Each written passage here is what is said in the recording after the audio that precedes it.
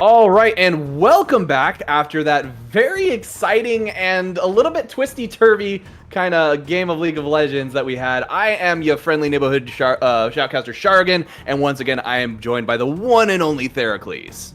Yes, the one and only unfriendly neighborhood shoutcaster. Back at it again. Game 4, day, what feels like 500. No, just kidding. Day 10 of the heroic split.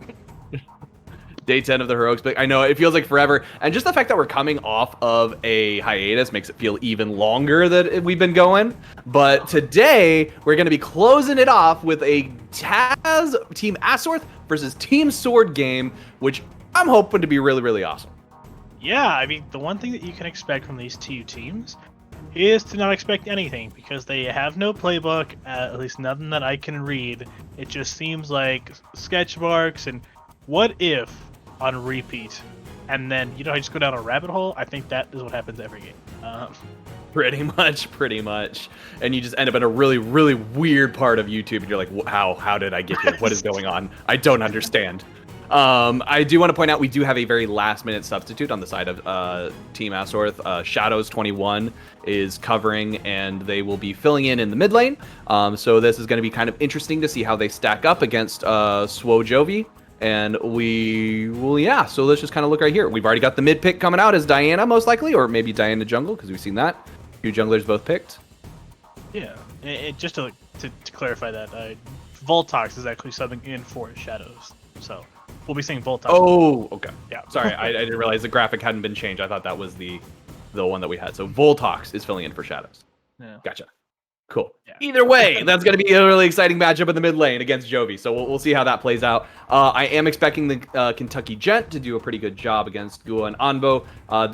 Gua and Anbo have been doing a decent job lately, but I feel like Taz's gameplay has not quite been as up to par as we've seen them in the past. Obviously, this is because the teams that they've been up against have been higher skilled in the sense than we've seen the past couple of seasons. With these picks coming out, though, we do have the classic Yasuo pick for the side of Team Asorth and the Morgana counter pick, which I think is kind of interesting. Yeah, definitely. I mean, we've seen Gua play Yasuo twice in a row now, so I would probably imagine that Yasuo is going in the bot lane once again. Let's just try this until it works kind of deal. But kind of interesting, these teams are actually literally tied. They have the same score, 3 and 6 both ways. So one way or another, someone's moving up and someone's moving down. So exactly, they're basically like separating themselves from the pack at this point. And again, like I love how when you look at this comp on the side of Team Asorth, like if you were to just look at any teams for the entire Heroic League, you see those first 3 picks, you know exactly what team it is. Yeah, I would agree. And what I'm kind of curious about is, do you think that they wanted to pick Yon, or they're like, oh no, not this again, we have to pick Yon because we just can't do this again, no more brothers lanes. I think that might have been part of it, because the Yone Yasuo lane is it's difficult to deal with, especially if you're timing the ults correctly to where you're getting the knock up from the Yone, then you're getting the ult from the Yasuo coming in because of that. And it can be a really devastating combo. I think that was actually a really good design choice on the side of Riot, pairing these two champions up. And then I do think that Sword, though, may have picked up the Yone in the sense of like, okay, we need to get ourselves some kind of like heavy engager. This actually probably isn't a bad idea to just take it away instead of wasting a ban. They're instead going to use the ban on the Alistar, which we've seen Anbo use quite effectively in the Seraphine. And then we've got the response for the ADCs in terms of Ezreal and Kai'Sa coming out to kind of eliminate some of Sword's options. Yeah, I think you definitely touched on the Anbo bans very well, because absolutely, Anbo really loves playing Alistar. I would probably say his favorite champion. I don't know that 100%. And his Seraphine ults have been really fight-changing, so I'd get those out of there too. Jin's not a bad pickup here. I mean, especially, pretty much what you can do is just turn someone's keyboard off, you get a Yone ult, you get a Jin W, you get a Morgana buy. I don't know what to do. It's a lot of movement around on TAS, though, so... I would say that I actually don't like the Jin pickup for the very reason of the Yasuo, because that wind wall is going to block literally everything Jin can throw out, and there are no abilities that are going to be able to get by it. If you see Jin throw up his ulti and start that curtain call, all you have to do is put up your own curtain for the side of Yasuo, and you don't even have to worry about a single shot.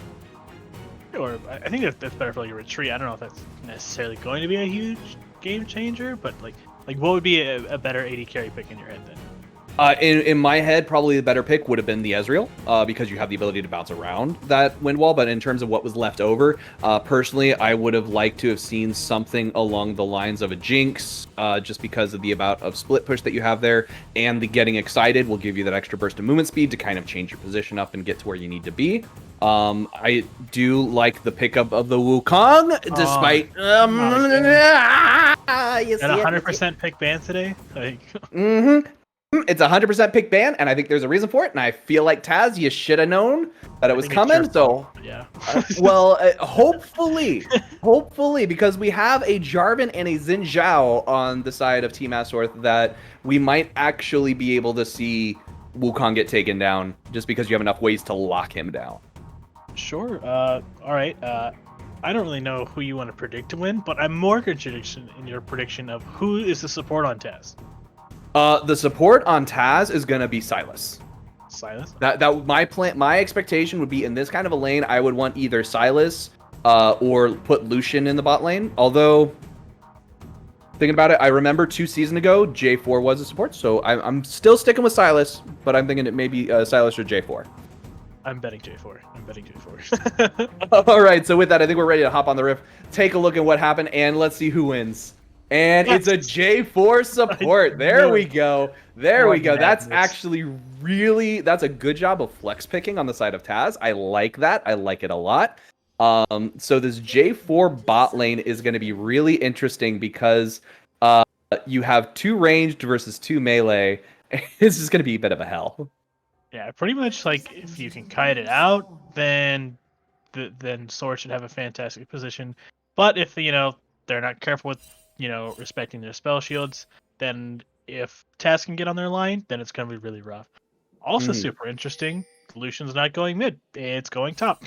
Lucian is going top. I actually expected the Lucian to go top just because we already had the Sylas as an option. And so that'll be really interesting. We're seeing a lot of poke comps today. Poke comps have not been 100% effective. PTP did a good job almost pulling out that win against Team Spear, but they weren't quite able to do it. And so with this and the way this game is setting up, or sorry, Falcon, they were against Falcon, not Team Spear. With this way this game is going to go, though, I'm leaning a little bit in the direction of, I don't think TAS has got this, unfortunately. Yeah, I think it's really rough. I think that they have to get really far ahead in lane, and I think they potentially have the possibility to do that with the Sylas Lucian, but I'm not. I feel like there's a lot of room for error that can be capitalized on. There is going to be a lot of room for error, a lot of potential misengages. That is a good cue from the side of Gua to kind of clear out that wave. We haven't seen Onbo on a J4. So the thing about J4 support is you're going to be dropping that banner and trying to get off the auto attack boost, but it's mostly going to be used to suss out vision, I think, in order to see into those bushes to kind of see who's there, which is going to be really important. I think the thing about J4 support is it's not a support. I'm just kidding. You just turn it into a kill lane. Like right there, we had a flash go in. First blood going over to Xin Zhao as they managed to take down King Gator. All right, there's the lead we were talking about. Let's see if they can keep doing things like that, get a little bit of a snowball going, get K1ZZ with that teleport, creating like a cycle. We got a bit of a fight going on down here as Kentucky Gent taking a lot of damage. Gua is able to go straight through that black shield with his damage. He is going to get rooted, taking a lot of extra damage and an ignite, and another root. That is going to be a flash coming out. A dash in by Onbo, though, on Kentucky Gent to try and get some extra damage. He's going to pick up a kill. We've got Ollie trying to finish off Gua right here, going in on this hard. And Onbo is looking, hey, I'm also a threat. You got to deal with me. He's knocking Ollie up. We've got Gua basically trying to get around and stay out of vision. That is going to be a root, but no black pool available, and that is going to be a pickup by Onbo. The alcove outplays. That moment where you just disable Jarvan on your map, I guess. I don't know. Am I glitched right now? My health bar just keeps going down. Exactly. Oh man, so that's a situation of tunnel vision right there that you really got to be careful with against TAS, because they're going for kills too, so they're tunnel visioning, but they've also got the bloodlust eyes. I think the best thing I could say about Gua's play there was that he kept moving and got his shield back up. But other than that, like, he should change his favorite cereal to black, like, fine. Oh, we got Hitsumi taking a lot of damage. He is trying to go in, getting that Throne Breaker off, but is not quite able to get enough of a heal to stay alive. Voltox, in the meantime, taking that red buff. He might be looking for a gank here mid lane, but he's probably just going to go Raptors. Yeah. Kind of also something that's really noteworthy about the last fight is that TAS still have both of their flashes, and with a J4 Yasuo, that's pretty dangerous considering you don't. So if you miss a bind, if you misplay your spell shield, that's a huge room to capitalize on, knowing that they can't flash out. That is, and poor Cam is having to basically call for aid from his bot side just to fight off this Xin Zhao. He's flashing over the wall. Voltox, in the meantime, doesn't have flash, so he's going to have to walk out, but that means he's going to be easy pickings for Ollie. Onbo has decided to walk up. He takes the route, so that basically Voltox is able to easily escape, just kind of blocking for him. I really like that. The fact that Onbo is like, look, I'm going to go ahead and take a more active, aggressive role, and I'm going to go ahead and deal a lot of damage, and basically be like a second jungler. That's a nice way of saying that he's really just babysitting that poor decision-making that just happened. Like, shh. We're trying to make it so that TAS sounds like they know what they're doing. We've got K1ZZ up in the top. He's doing his work, doing what he needs to get done. And in the bot lane, I think it's just... This is going to be really interesting. Oh, good dash around Hitsumi in order to avoid that damage by Jovi. Voltox is not quite able to jump on him, though, so that's going to be a finished gank. Yeah, sure. All right, let's kind of take a just a quick state, as long as this doesn't turn into a fight. I don't think it should, but like what we've kind of seen is maybe just some pressure variances. So like in the bot lane, Gua's doing a really good job. I was gonna say this is going to lead to them having a dragon pressure, and on the flip side, Gator's also doing pretty well up there. As long as he's an overcommit, he's controlling the wave really well. That it should open them up for Rift Herald. So I think that's kind of a trade we should be seeing relatively soon. So, yeah, let's look at the source of CCs that they have available on the side of Team Sword right now, because you've got the root from Morgana, the knock-up from Yone, the pull-in from Diana, the knock-ups from King Gator, and then you've got a little bit of a root from and slow out of Jhin. So that's a lot of things that they're going to need to be using during these team fights in order to make it to where... Because basically, in order for TAS to fight, they have to walk up to you. There's not a lot of other options for them. You have like dashes on almost every player, but they're still having to walk up to you in lane. So I think that's going to be how these team fights are basically going to be centered around that CC. Yeah, I would agree with that. I mean, if they're not respecting it, that's going to be the thing that turns it on their head. Absolutely. Just the only thing is they have to play their fights really smart, you know, because again they could just get kited back and you know, make it. That was a super clean win wall. I just want to point out right there. We do have Lucian getting out a full ulti onto King Gator. Voltox is also coming in, and we have a TP coming in from Silas as well. Cam is going to be in a lot of trouble. As right there, we got the Throne Breaker coming straight out. Huge amount of damage coming out there as well. He's underneath the turret. He does steal the Wukong ultimate, and so now Silas has the thing that makes Wukong so deadly. Yeah, again, I don't really like this play. Like, Gator's in a good spot. He's keeping it in a good spot. We already know that Lucian's damage output is done well. It's already went bad for us once, and we're trying to force something, but we're already winning it. Like, the only thing that changes is if it goes really well, sure, but it's a really high risk for not a lot of reward. It is a lot of risk for not a lot of reward. This is really interesting right here, where Voltox is basically trying to pull the red buff out and just basically keeps Cam from getting it. I do want to say that in this bot lane, it's been like one thing I did notice is that everyone has a dash on the side of TAS. So you're right. There's a lot of mobility, and a lot of the CC on the side of Team Sword is gated behind mobility. Like right there, we have a flash coming out. Good dash to avoid the Morgana binding so he doesn't get stuck right there. Onbo flashing out as well. He is trying to move. They don't have 6, so there's going to be no Cataclysm. They're walking straight into a 4-man gank into their jungle. That was a huge overextend for the side of Team Asorth. But we have Silas joining in on this as well. Hitsumi misses the initial lockdown, does hit the first ulti, and does hit the second knockup as well onto Jovi, getting a lot of damage there and a lot of CC. But he's going to get ignited, and they're basically going to get attacked by the real Wukong. And he's like, you are a polar imitation of me, as he takes them down. And Gua gets taken down on the back line by Jovi as well. Yeah, we just saw things with our eyeballs. Is what I'm gonna say.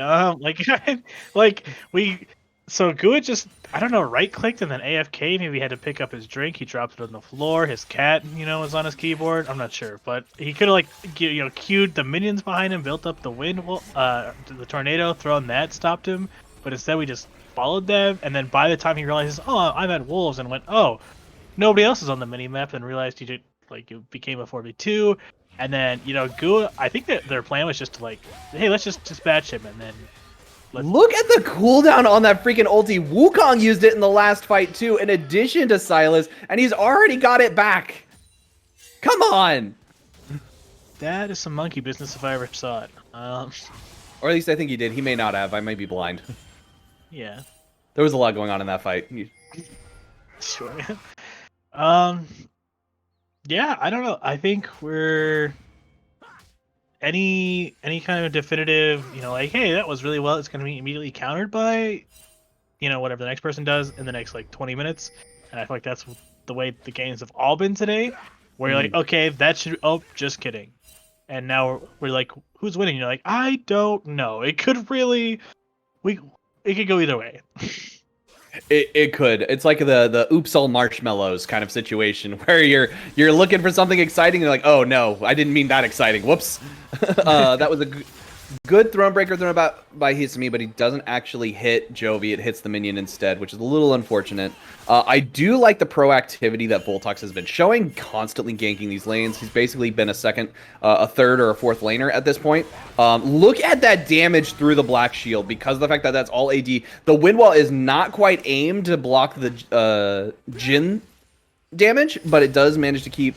Ooh, look at that! I like the double blast cone right there in order to get over the wall, but I'm not sure how it's going to work out, but that is going to be a kill going over as Cam takes down Voltox, and then we get a double kill as he takes down Gua as well. That is huge as Kentucky picks up the kill on Anbo.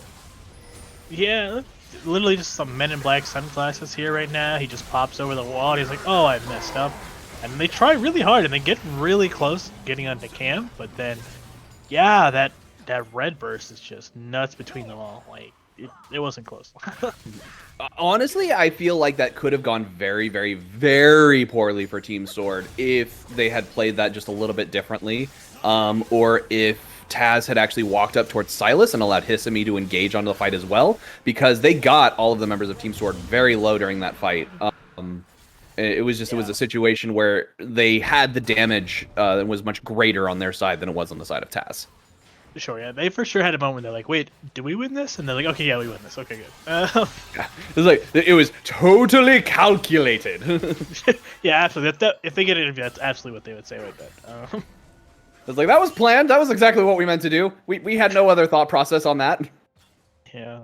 Wukong is massive. He's scaling quite nicely. Again, he's really good into these ADs just from his passive. And with his grievous wounds and the plated shoes, I wouldn't keep Lucian up here too much longer by himself, or maybe switch with Silas because something has to change. Absolutely, I would have lane swapped with Silas almost immediately.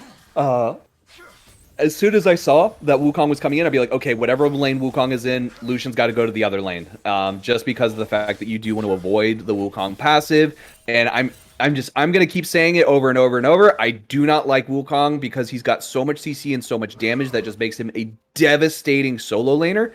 And the fact that K1ZZ hasn't been able to get underneath this tower since it's gotten as low as it has, it's probably already regened a little bit to where it's 2 autos from death rather than just 1. Oh no, it's still only at 1 auto. Yeah. And it looks like we see Voltox is still up there. He's trying to balance between these 2 lanes. I feel like he's wasting quite a bit of time. He's not getting gold. I feel like K1 just needs to stop being so timid and just dash under that turret and do a single auto on it. Look at that. That is the disruption on the ulti from Lucian. He's not quite able to do damage. It's a nice flash, but it's not going to matter as we have King Gator jumping right on him, but Voltox is going to jump on him as well. That is the 3rd auto attack coming out. The nice knock up right there. King Gator's going to go down, and that is going to be a kill, and that should be top tower. Should be. If he pushes it. Okay, he dashed back there. I think he's going to do it. Yeah, it looked like he wasn't for a moment. I was getting worried. Yeah, again, I'm glad that kind of worked out for him because he's just kind of walking in river and didn't really get anything. So he finally got something from that. He's got to be close to getting, some type of damage item or something, because he's just sitting on a lot of components, and I think that's going to be really good when you start, going to fight the gym. So. That was a good secondary route and fourth shot block on the side of Gua with that wind wall, but it's not going to matter as he's already taking a lot of damage. He's going to get ignited. That heal's going to be just enough to keep him alive, though. That is Silas using the Yone ulti in order to take down Ollie. Ollie having to go and stay alive. He avoids the first part of the Throne Breaker, but doesn't avoid the rest of the damage.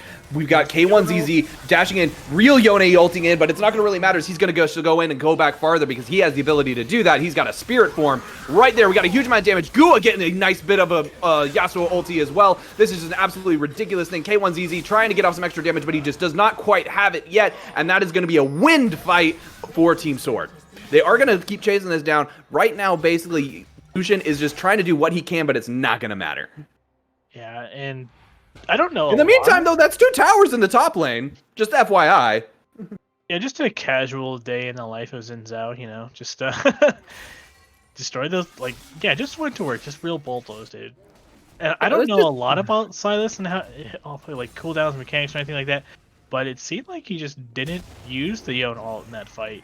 It seemed like there was plenty of good opportunities, especially when they were going up the ramp into the blue side of the jungle, but it just didn't. He used it early on against Ollie. Oh, okay, gotcha. So he used it against. Yeah, he used it against the Morgana. Morgana did go golden in order to avoid some of the damage, I think, or just to avoid getting killed outright. But unfortunately, it wasn't enough, so they ended up going down. Okay, gotcha. That makes sense. He has picked up the Yone ulti yet again, though. Sure. All right, let's see if it. Okay. Mm-hmm. That's what I thought. Yeah. Yeah. So it does look like we have a bug. So. I see. I'm not going totally crazy. Not totally crazy. I don't know what Kentucky Gator was doing right there just now. That was kind of. Can we get a replay on that, please? just to see what exactly happened. So it looks like Kentucky's in the lane. He sees K1ZZ walk up, and he just kind of casually sits there reloading as he just takes a full Lucian combo to the face. Yeah, that's pretty awkward. He's like, all right, I'm just gonna get this last minion. Oh nope. I guess this is just it for me. Yeah. It's like he's kind of. Can you hold on just 1 second while I? Hey, I'm reloading. Please stop. This hurts. Okay. This is timeout. Timeout. We get 2, right? That is gonna be an easy. Or no, probably not. We do have Team Sword coming in to contest this Rift Herald. That is a lot of damage coming out. Red Team does manage to actually steal it, though, as K1ZZ is taking a lot of damage from Diana. Yone ulti picking up 2 members of Team TAS. That is going to be them taking down a good Yasuo tornado, but it's not going to matter as the rest of his team is already gone. That is so that was a beautiful ult by Jovi. Oh my lord, that was good. It's like Wukong even teleports. It's like, I'm here, guys. He's like, here for what? It's already done. We don't need you. It's like, as he came in, it's like, at this moment, he knew. At this moment, he knew. This is unbelievable. This is such a good play. Getting, they controlled and got the Rift Herald. Mm-hmm. They're going to do that. They're going to get the mid correct wide open. They're getting another dragon. This is beautiful. This is fantastic gameplay, honestly. This is why Team Sword is so scary, because they do have coordination and they do have a coaching staff behind them who's told them, hey, when you start falling behind like this is what you need to be looking for. This is what you need to do in order to avoid falling into a trap of just going for kills. Yeah, and it's really paying off. We touched on a little bit before, but the big change this year, I think, is almost every team, even in Heroic, has a coaching staff. I think there's only 1 or 2 maybe that don't, and I think it kind of is one of them. Yeah, so Chaz being, I think, the team. I don't know if there's any other ones, because I'm pretty sure they all do. Mm-hmm. All right, and right here, it looks like we're going to have a little bit of a fight. Gua's hit that point now where he's pretty easily able to clear these waves, which is going to be really important for TAS because they've only managed to take the top 2 turrets. Admittedly, that's really good, but that's the longest lane because at the same time, they've lost the 2 turrets that they had in the mid lane. Yeah, true. Yeah, I would definitely say, when you're looking for, turrets, and if you have a choice besides, just gold, it's definitely what do we want to do? What do we want to accomplish? Do we want to control this part of the map or that part? and it should be how you're deciding which towers to take. And if you're not thinking that far ahead, you're just going back to a point of sure it's working out, but it's more coin flipping if you're not being cognitive of it. I do want to say that I liked the cheeky Spirit Ward by Yone as he went Spirit form, walked all the way up to the other side of Dragon Pit, dropped it down, and then went all the way back to bot lane. I mean, it's a cool camera, you know, when you're on camera, you're like, hey, look at me, dash. Like, look how far I can go, and I'm going back now. Yeah. All right, so right here we have Yone going Spirit form, trying to basically stop the back from poor Hismi. As things are going right now, I really feel like TAS is starting to fall behind. They're starting to lag, so they're going to have to be looking for picks. They got to start doing something to get themselves back into this game, something that's more objective focused rather than team fighting. Yeah, I would agree. There's a lot going on, and really, you know, we're at the point in this tournament where, you know, when we start, we're like, you know, a loss here and there, you know, it's all right. But now we're kind of getting to the end. You know, we're getting to the point where two teams aren't going to make it to playoff. And I think, you know, what we're starting to realize is, you know, again, these two teams are tied. This could actually be the deciding match. And if they're cognitively thinking of that, they are going to probably, you know, be like, I don't want to sit back and just take this loss, even though we're behind right now. We can still force something. We have a lot of tools. And if we, that last play was hard to come back from, but it's still doable. We've seen teams throw, and like that is a nice ulti coming out from Gua. Lots of damage, but at the same time, it's not going to really matter as Cam is already right there, forces him under tower and traps him there, getting the kill for themselves. That's a nice 1-for-1 trade. I think it's pretty good. I mean, like, again, it's not ideal, but you know, getting kills on Yasuo is still going to get him gold, and it's going to get him the items he needs. And you know, that's what we're talking about here, is being effective in a team fight. It's better than just, you know, waiting for them to get team fought on. So. And as of right now, I'm really not seeing a lot of objectives available, unfortunately, for the side of TAS. They've got a lot of their lanes are pushed. There's no Dragon up right now. The only thing that's really available is Baron. Dragon's not going to be up for another minute and 20. So really, they've just got to start focusing on getting ready for that. You can already see they're pinging that way. Trying to keep Jovi in this bot lane, I really feel like Silas needs to stop clearing the wave and let it push under tower. Yeah, that's definitely something you can do. But I think really, you know, a big part of the game is just what you do in this downtime. Like, sure. Oh, hold on. Look at this. The predictions by Cam to basically counteract the Voltox gank. I mean, yeah, there's just not a lot to go on. So when you start thinking about, you know, okay, what can the other person do? It really narrows it down. I'd say that's one of the two things he could do. He could be doing this, or he could be up top with the Wukong, who is, you know, almost, you know, 70% of the time been able to 1v1, you know, K1CZ. So, in my opinion, it would be the bottom lane too. So, yeah, that ulti, I'm not entirely. I know that it was meant to only hit the Wukong, but at the same time, you got to hit the Wukong in order to make it worthwhile. True, very, very true. But yeah, you know, with this time between objectives coming up, we're at that point now. But I think a big thing people don't focus on is what to be doing in these times where their objectives aren't up. And some teams get into this trap where they just keep team fighting, when really what you want to be doing is there's all these, like, if you start thinking about like money signs and experience points sitting on the map, if you don't path well, if you don't do the steps that the other teams are doing, that's going to be what creates these huge differences. And that's how you can definitely come back into these fights. You know, you lost the last team fight. If you move around and collect the more, you know, money effectively and experience, that's going to bring you back to the level to be able to contest in this dragon fight. And if you just skip out on that part, then you're just going to keep falling behind. Exactly. And right now we've got Wukong in the top lane pushing like crazy, mostly because he just can. He's got TP up, so it doesn't matter if a fight starts here over in the Dragon Pit because they're basically going to be able to TP in order to fight it. We have the ulti coming out from Xin Zhao, trying to avoid as much of that damage as possible. He's not quite able to avoid all of it. That is a Cataclysm coming out, trying to trap in Onbo. Onbo has to flash out in order to escape. This is a huge amount of damage coming out from the side of Team Sword as they just basically clean that up. Yeah, it looks like he's probably just being like, yeah, get out there just fine. You know, taking a few bullets on the way out, but that's okay.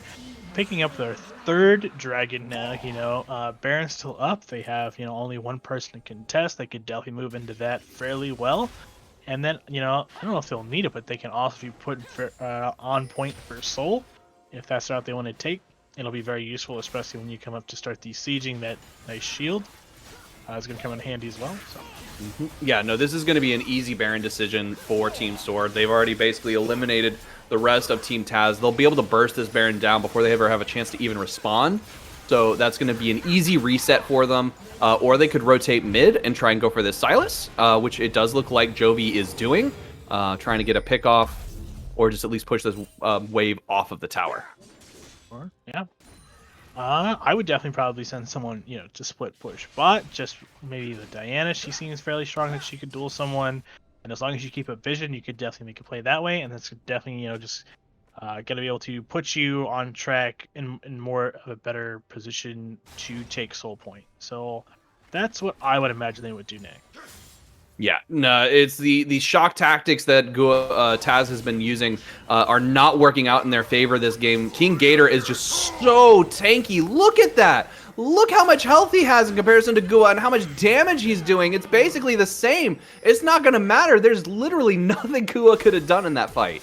Yeah, I think he was really just trying and the burst damage from the pullback of Spirit Form on Jovi. Yeah, let's kind of watch what happens, because this is strange that, okay, he's this far away, because he hangs around too long. Okay. Yeah, hangs around too long. You have the dash in, you have the ulti in order to get close. Just a lot of extra damage on the side of Jovi. That was a little bit sus on the hitboxes, I think. But other than that, that was really clean. I was gonna say that's the more terrifying part. Is he missed, I think, over half of his hits, but he still cleanly won that. That's gross. Yeah, that was a little nasty right there. And right here, we have the nice knockback by Yu Zhao, trying to avoid some of that damage. But again, if you're inside that, it's not going to really matter too much. We have the Silas going in, trying to get some as well, using the Diana ulti. Doesn't actually manage to pick anything up. It is glitched to where I think basically until he picks up another ultimate, it's not going to really go away. Look at this. Hizumi tanking the root and basically trying to bait them in. I don't know why you would do that, because you're going to get taken out pretty quickly. Yeah. Woo. And on the flip side, we have Wukong, still split pushing. We might see another 1v1 between him and Gua. Oh, we're definitely going to see another 1v1 between him and Gua, but it's going to be something that Gua doesn't want, because he will lose this really hard. Just look how much health King Gator has. That tower is just a tickle. That doesn't actually hurt him at all. And he can't get to that final cannon because of the Baron buff, keeping it just outside of turret range, and it's just a little siege. Look at this. That was kind of just that's hilarious. And you got the 4-man in the bot right here. See right here, Gua under tower trying to do what he can, but he just can't fight that. You got the 4v2, 3 going on here in the bot lane, and then we have the back flank. That was a good hit in the back line as Hitsumi manages to pick up a kill, and that's going to be shut down going over to him. But then we got the Diana ulti as well, and there's a lot of damage coming out. Gua comes in to join. Jovi, however, manages to clean that up, and that is a double kill. Sorry, triple kill going over to Cam. And that could be game. Yeah, and more importantly, that was a 4v5. Gator still didn't even need to show up. And that was kind of like just their swan song, their final attempt. They had a really good flank and they did all they could, but honestly, the gold is just stacked way differently. The kills are just gone way too one-sided, and with that, that's just gonna be the gunpowder to explode in the Nexus here. That is a absolutely tragic thing to have happen. Basically, that last fight was so devastating. Oh man. What do you say about that? I mean, it's a rough one, Theracles. That's a rough game to watch, because basically you have a situation where TAS was doing really well early on. They had the early game, they had the early fights, but there was just so much CC and so much coordination from the side of Team Sword. There was really nothing they could have done against that snowball. Yeah, I mean, they looked real good for a little bit, but then a little bit of overconfidence. The Wukong scaled up, was able to push up on the Lucian. I just don't think there was really much winnable options as far as what you could swap into. The gold was just more path effectively on the side of Cam, I think. His pathing was just a little bit more cleaner, and it just led to these team fights that they got close. Admittedly, there were several times again where we talked about where they thought can we win this, but yeah, it still ended up working out. So it was just really well played on the Sword side. Yeah. It was a really well executed fight on the side of Team Sword. Honestly, I feel like I liked what TAS was doing, where they were going for that like last hurrah skirmish, huge scrappy fights, but it just didn't end up working out for them in terms of the more all-rounded comp on the side of Team Sword. It's a rough thing to watch, unfortunately, but I think it's kind of one of those things that we've got to see. Taz has got to do something in order to kind of like bring this back, maybe get themselves a coach or something like that, because I think that's been one of the key factors this split. Yeah, definitely need to refocus on their players and their strategies. I think is going to be good. Ending season 2 at second, right? So I mean, this is probably a little bit humbling for them, and it'd be really cool, if season 4 comes around, we see them come back new, refreshed, and in a new light. Yeah, I would love to see them come back like it was some kind of like all-powerful change. That would be really, really cool. I think really awesome. With that, we're going to go ahead and take a quick break, though. We'll be right back with an interview, and then we'll have the FOF Lounge.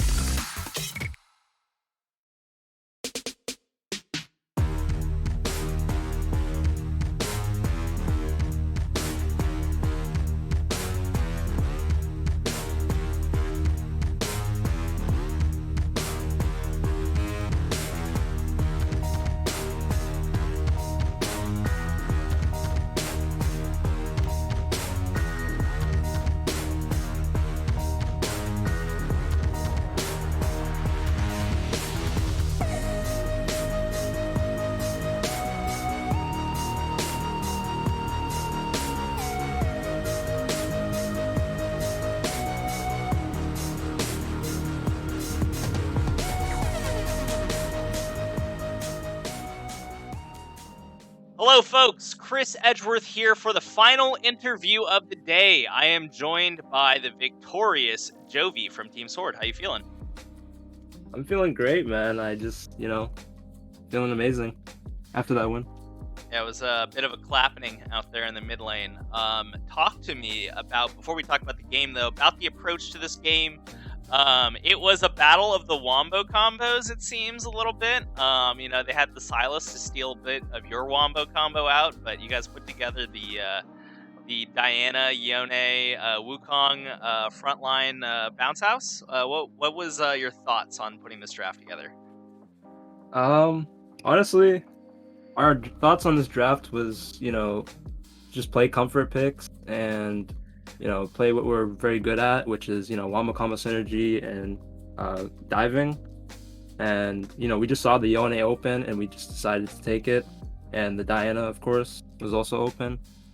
And yeah, me and my jungler have been playing together for a long time. So, we're on the same page almost, all the time. Maybe very rarely. That's awesome.